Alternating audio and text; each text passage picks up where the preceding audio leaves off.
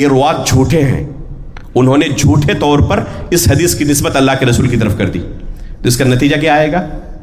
ان کی صرف یہی حدیث رد ہوگی، یا جو دوسری حدیثیں انہوں نے روایت کی ہیں، بلکہ خود امام بخاری نے جو اس حدیث کو اپنی صحیح کے اندر جگہ دی ہے، تو اس کا نتیجہ یہ آئے گا کہ ایک جھوٹی حدیث کو امام بخاری نے اپنی صحیح کے اندر جگہ دے دی۔ چنانچہ کہتے ہیں کہ یہ حدیث ہمارے لیے قابل قبول نہیں، کیونکہ یہ قرآن کے خلاف ہے۔ قرآن ابراہیم علیہ السلام کے بارے میں کیا کہہ رہا ہے؟ صدیق النبی، کہ ابراہیم علیہ السلام سچے نبی تھے، اور یہ حدیث کہہ رہی ہے کہ انہوں نے 3 مرتبہ جھوٹ بولا تھا۔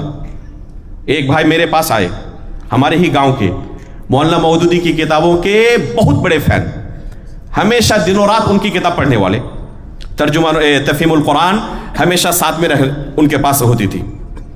کافی نصیحت کی لیکن نہیں سنتے تھے۔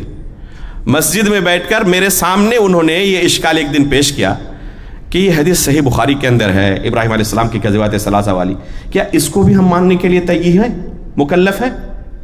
تو میں نے کہا اس بھائی سے کہ ذرا بتائیں کہ ابراہیم علیہ السلام کے کن 3 جھوٹوں کا اس حدیث کے اندر تذکرہ ہے جس کو قبول کرنا آپ کے لیے مشکل ہو رہا ہے؟ انہوں نے کہا ایک جھوٹ تو یہ ہے کہ اپنے ہاتھوں سے بتوں کو توڑا تھا، اور جب پوچھا قوم کے لوگوں نے کہ کس نے توڑا ہے تو کیا جواب دیا تھا؟ اس سب سے بڑے بت نے ہی ان چھوٹے بتوں کو توڑا ہے، حالانکہ خود توڑا تھا انہوں نے اپنے ہاتھوں سے۔ میں نے کہا کہ یہ تو قرآن میں ہی اللہ رب العالمین نے بیان کیا ہے، بل فعلہ کبیرہم فاسألوہم ان کانوا ینطقون۔ اچھا قرآن میں ہے یہ؟ میں نے کہا کہ دیکھ لیں قرآن کھول کر، خود اللہ رب العالمین نے اس قصے کو قرآن کے اندر نقل فرمایا ہے۔ تو اب کیا خیال ہے، قرآن کی اس آیت کا بھی آپ انکار کریں گے؟ کہ نہیں، قرآن کا انکار کہاں سے کر سکتے ہیں؟ یعنی آپ کے ذہن میں یہ ہے کہ قرآن کا انکار نہیں کر سکتے لیکن حدیث کا کر سکتے ہیں۔ یہ جو بدعت لوگوں کے ذہن میں ڈالی ہے مولانا مودودی نے، یہ انتہائی زہر آلود بدعت ہے۔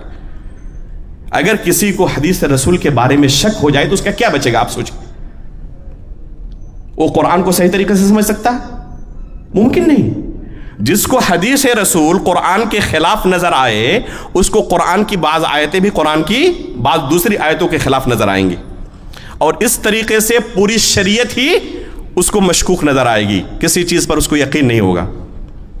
تو یہ جو مولانا مودودی نے دین پیش کیا ہے لوگوں کے سامنے، اسی دین کو لے کر اگر کوئی شخص جائے تو آپ سوچیں، اندازہ لگائیں کہ جب قبر کے اندر اسے پوچھا جائے گا تمہارا دین کیا تھا، اور اسی دین کو پیش کرے جو اہل بدعت سے بالکل ہم آہنگ ہے، تو کیا اس کو نجات مل سکتی ہے؟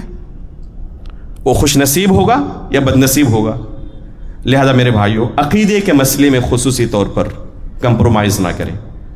یہ انتہائی اہم بلکہ سب سے بڑی نعمت اللہ کی آپ کے پاس موجود ہے، اس کی حفاظت کریں، اس کی اہمیت کو سمجھیں، اور اپنے عقیدے کو داغدار نہ ہونے دیں۔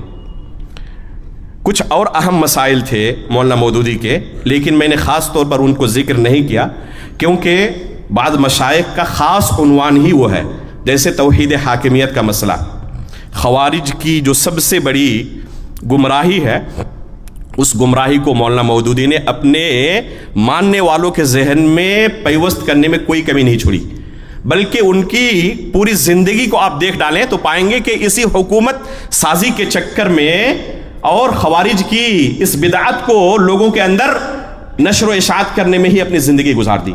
چونکہ شیخ عبدالحسیب مدنی حفظہ اللہ کا یہ خاص موضوع ہے، وہ اس موضوع پر تفصیل کے ساتھ آپ کے سامنے بیان رکھیں گے، اس لیے میں نے قصداً اس کو نہیں چھیڑا۔ اور ایک اہم باب ہے جس کی طرف بس اشارہ کر کے میرا وقت ختم ہو چکا، بس 2-3 منٹ کے اندر اشارہ کر کے اپنی بات ختم کروں گا، وہ ہے صحابہ اکرام کا باب۔ صحابہ اکرام کے تعلق سے اہل سنت والجماعت کا متفقہ عقیدہ ہے کہ الکف عما شجر بینہم۔ امام ابن ابی حاتم الرازی رحمہ اللہ نے اصل السنہ و اعتقاد الدین میں یہ تمام سلف صالحین کا اجماعی عقیدہ نقل کیا ہے۔ امام بخاری رحمہ اللہ نے بھی اس عقیدے کا بیان کیا ہے، اپنے تمام مشائخ سے نقل کیا ہے کہ ان صحابہ اکرام کے تعلق سے ہمیں احترام کرنا ضروری ہے، اور اپنی زبان کو خصوصاً ان کے درمیان آپس کے جو اختلافات ہوئے ان اختلافات کے سلسلے میں غور و خوض کرنے کی ہمیں اجازت نہیں ہے۔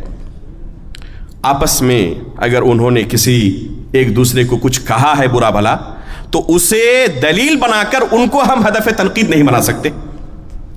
یہ متفقہ عقیدہ ہے. مولانا مودودی نے اس عقیدے کی دھجی اڑانے میں کوئی کسر نہیں چھوڑی. خلافت و ملوکیت نامی ایک کتاب لکھی, انتہائی زہر آلود کتاب, اور آج بھی بتاتے ہیں لوگ جو جماعت اسلامی کے مکتب میں جاتے رہتے ہیں کہ یہ کتاب سب سے اہم کتاب ہوتی ہے.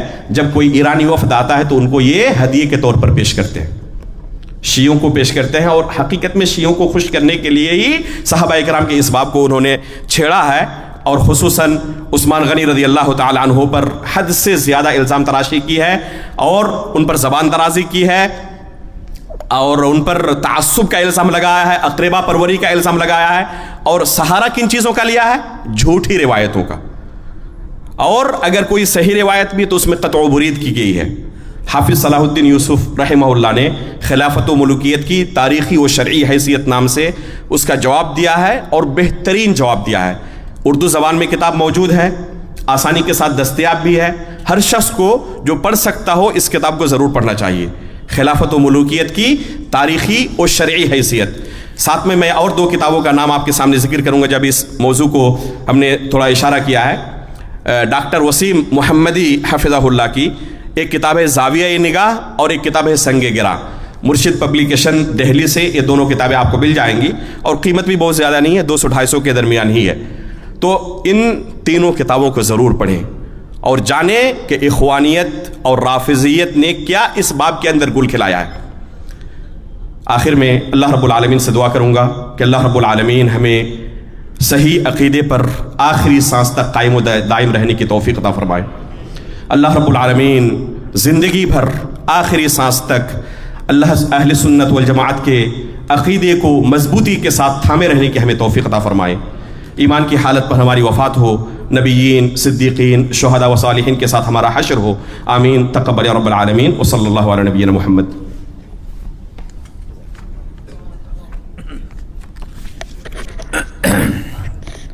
حضرات, سلفی دعوت اور منحرف افکار نامی اس کانفرنس کا ایک اہم موضوع ابھی ہم اور آپ شیخ فاروق عبداللہ نارائن پوری مدنی حفظہ اللہ سے سماعت فرما رہے تھے.